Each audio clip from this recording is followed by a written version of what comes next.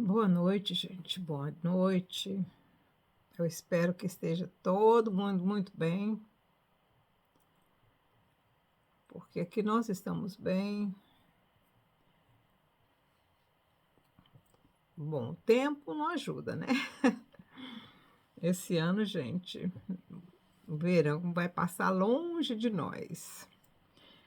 Nesse exato momento são 14 graus. Foi um dia frio hoje.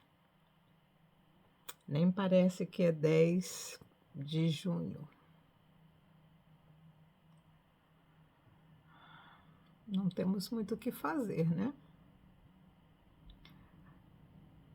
O planeta realmente está mudando, está passando por um momento de transformação e nós temos que nos adaptar. Eu estava ouvindo hoje a história de um povo, os Vikings, os mouros.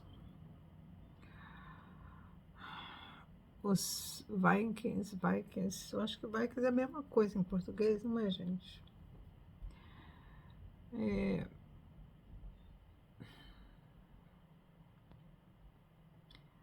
é, como eles eram bravos e eles eram aventureiros. E eles tentaram conquistar várias ilhas, assim, muito. Inclusive, foram eles que povoaram o Iceland, né? Iceland, não sei como é que vocês falam Iceland em português. Aquele paizinho, aquele continentezinho pequeno, né? Aquela ilha de vulcões. Eles que, eles que povoaram aquela ilha, não tinha ninguém naquela ilha quando eles chegaram lá. Depois eles tentaram também a Greenland.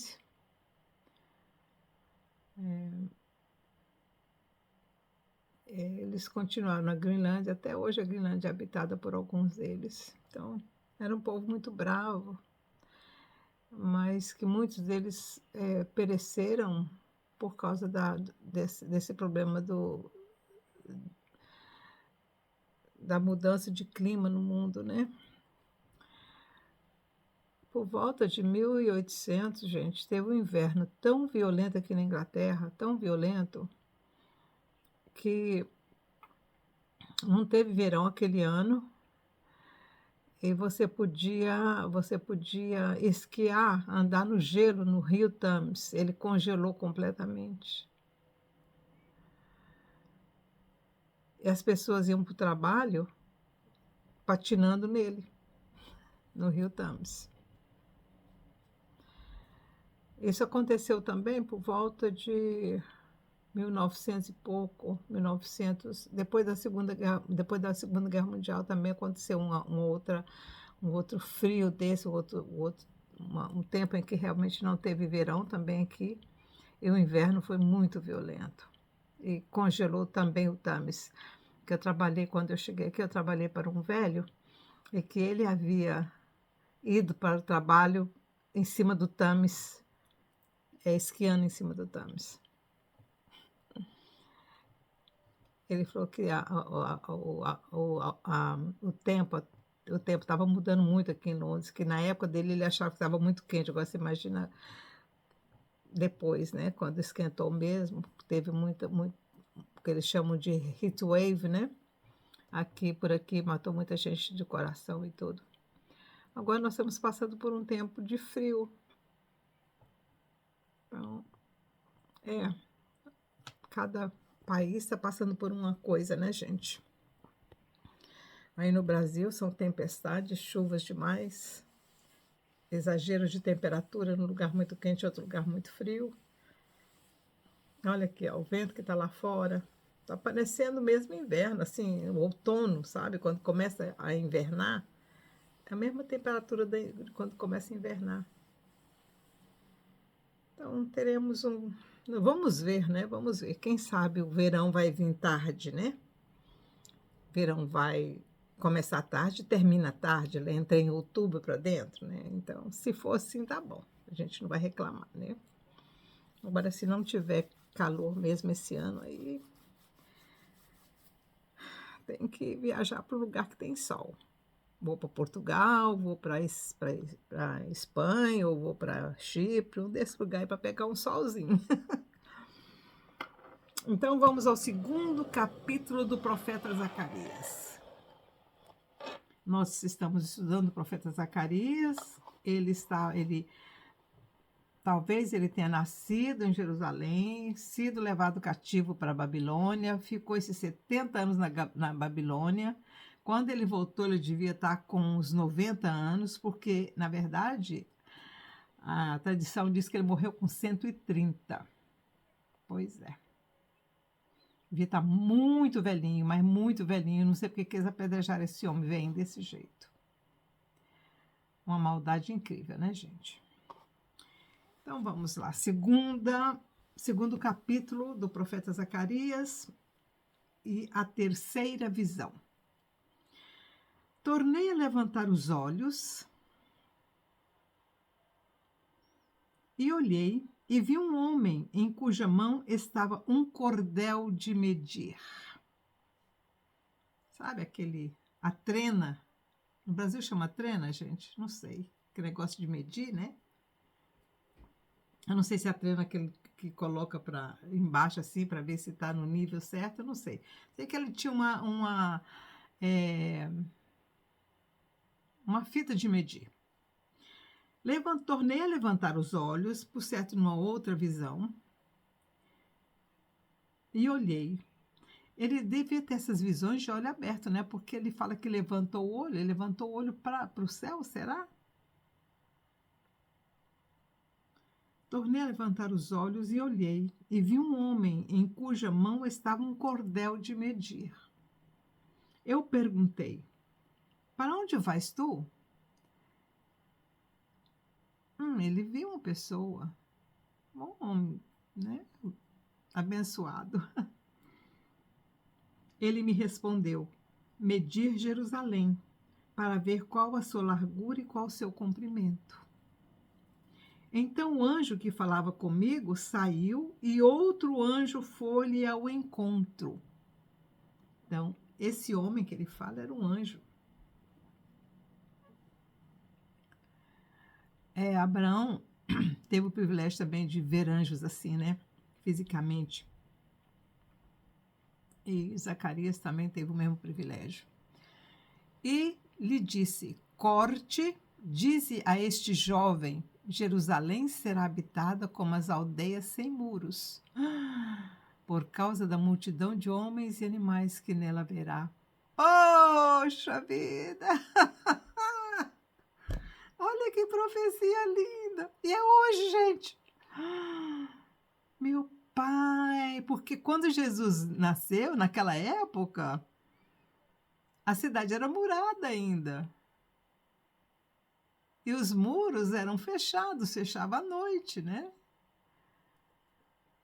Hoje é que Jerusalém é totalmente aberta. Até a cidade velha que tem os muros ficam abertos. Todos os muros ficam abertos. Ninguém fecha muro mais. Vamos ver de novo 3? Então o anjo que falava comigo saiu e o outro anjo foi-lhe ao encontro e lhe disse: corre, dize a este jovem. Que jovem é esse? Ele chamou aquele ancião de jovem? Uau! Ele estava vendo não o ancião que estava ali, ele estava vendo a alma daquele ancião que era jovem. Porque um homem, naquela época, viver 130 anos, ele devia ser bem conservado, né, gente? Daniel também viveu 100 e poucos, né? Mas esse aqui viveu mais do que Daniel. E ele ainda teve a coragem de voltar para Jerusalém. Ele disse: corre, diz a este jovem, Jerusalém será habitada como as aldeias sem muro, por causa da multidão multidão de homens e animais que nela haverá. É hoje. Essa profecia está se cumprindo agora, depois de 1942. Pois eu, diz o Senhor, serei para ele um muro de fogo em redor. E eu mesmo serei no meio dela a sua glória. Fugi agora da terra do norte, diz o Senhor, porque vos espalhei como os quatro ventos do céu, diz o Senhor.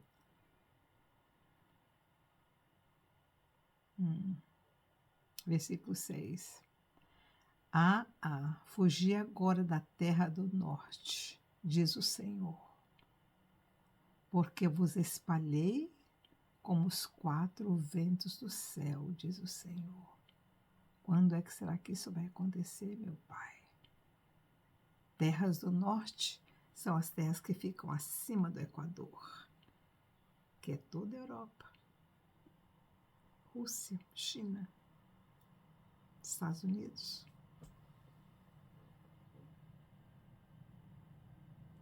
Versículo 6.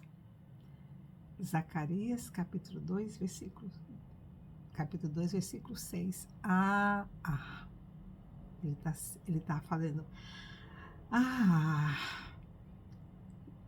Fugi agora da terra do norte, diz o Senhor, porque vos espalhei como os quatro ventos do céu, diz o Senhor.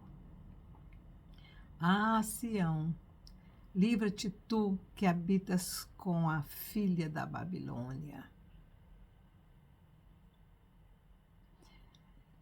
Talvez o Senhor esteja dizendo para os filhos de Israel para fugirem da Europa, países do norte, e voltar para Israel.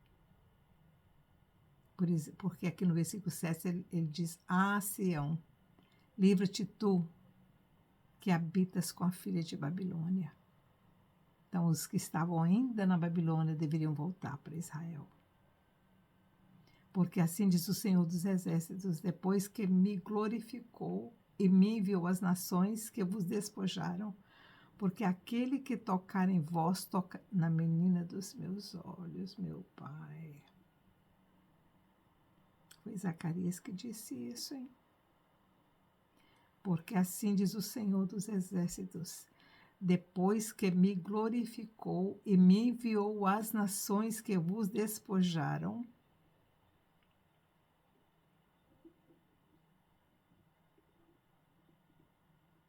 então o Senhor está dizendo aqui, eu glorifiquei todos aqueles que eu mandei para o exílio, e ai daquele que tocar nesses do exílio. Depois que me glorificou e me enviou às nações que vos despojaram, porque aquele que tocar em vós, toca na menina do meu olho. Certamente levantarei a minha mão contra eles, e eles virão a ser a presa daqueles que os serviram. Então sabereis vós que o Senhor dos Exércitos me enviou. O profeta está dizendo, eu vou levantar a minha mão contra todos os povos que se levantarem contra Israel.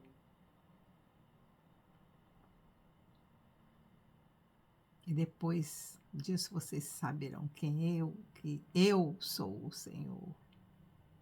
Exulta e alegra-te, ó filha de Sião, porque eu venho e habitarei no meio de ti, diz o Senhor. Uau! O Senhor vai habitar no meio de Jerusalém. Gente, vocês estão entendendo? O Eterno está dizendo que Ele vai habitar no meio de Jerusalém. E você sabe como Ele vai habitar no meio de Jerusalém? Através do Messias e através do templo que vai ser construído. Exulta e alegra-te, ó filha de Sião, porque eu venho e habitarei no meio de ti, diz o Senhor. Estão vendo por que Jerusalém é importante? Naquele dia, muitas nações se juntarão ao Senhor.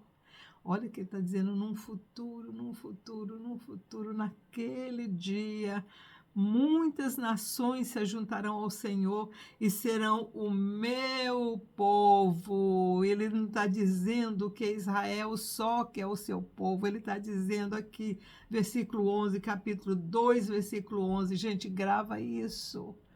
O Senhor está dizendo, exulta e alegra-te, ó filha de Sião, porque eu venho e habitarei no meio de ti, diz o Senhor. Naquele dia, muitas nações se ajuntarão ao Senhor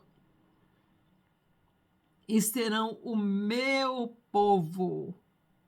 Olha que promessa linda, habitarei no meio de ti e saberás que o Senhor dos exércitos me enviou a ti.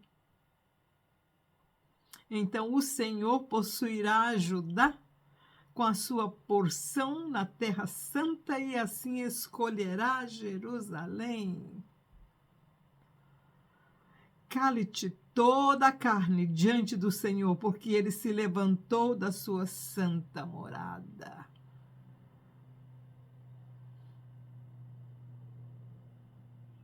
Gente, como é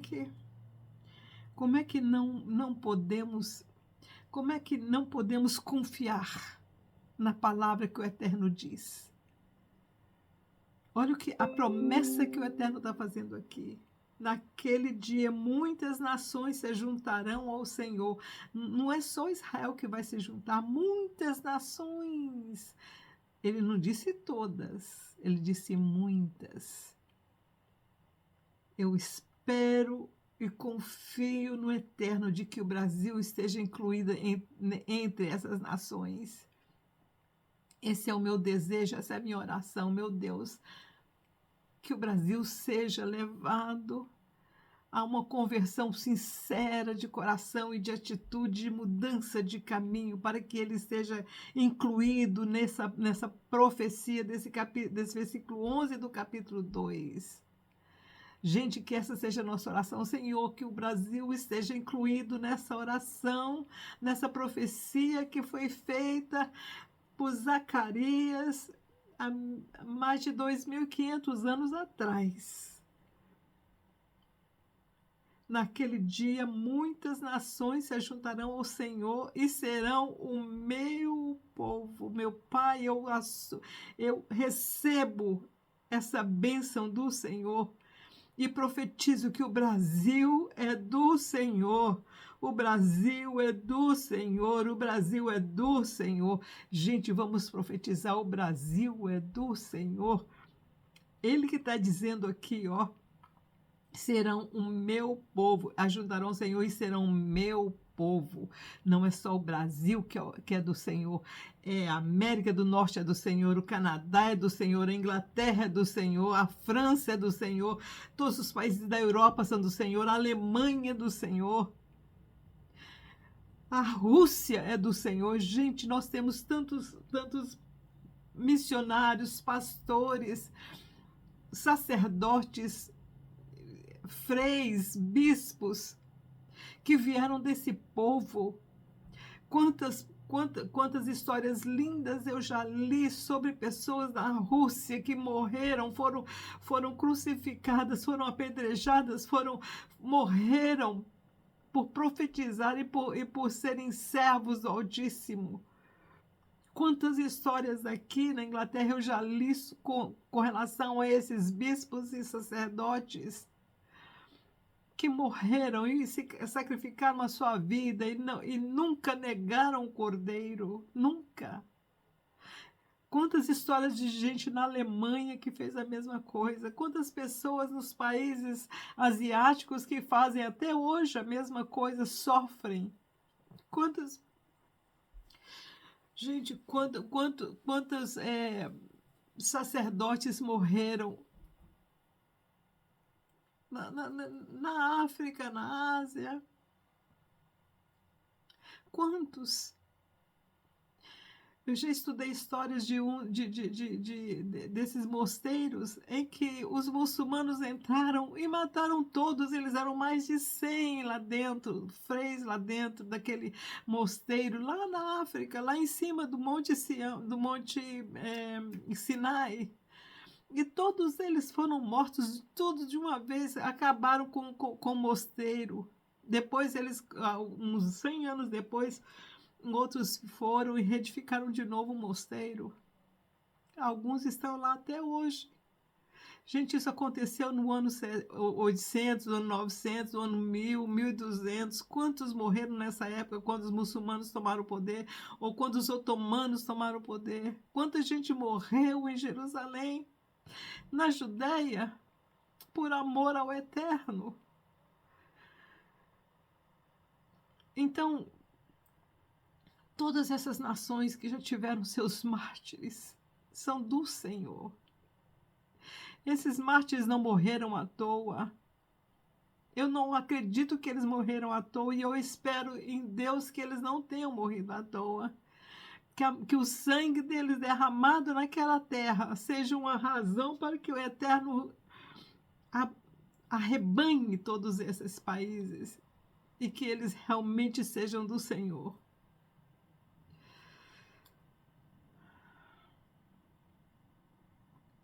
Quanto mais eu estudo, mais eu vejo como já tivemos mártires nesse planeta. Que o Senhor tenha misericórdia da nossa terra. Que o Senhor tenha misericórdia de todo o planeta, de todas as nações que estão nesse planeta. E que o Senhor salve todos aqueles que estão escritos no livro da vida, como Daniel disse. Né? Assim nós terminamos o capítulo 2. O capítulo 2 é bem curtinho, mas as promessas desse capítulo são lindas. Não temos como duvidar. Não temos. Quantos desses profetas falaram a mesma coisa? Mas esse profeta aqui disse de uma forma incrível: naquele dia muitas nações se juntarão ao Senhor e serão meu povo. Habitarei no meio de ti e saberás que o Senhor dos exércitos me enviou a ti. Então o Senhor possuirá Judá com a sua porção na terra santa e ainda escolherá Jerusalém. Que o Senhor te abençoe, te guarde. E vamos continuar na luta, na oração. Hoje é o dia principal de Shavuot. Começou ontem, né? E o pessoal está lá ainda hoje, lá está todo mundo. Vamos passar mais uma noite. Vamos passar mais uma noite na presença do Eterno. Que o Senhor te abençoe, te guarde, te dê um bom dia no Brasil. Tchau, tchau.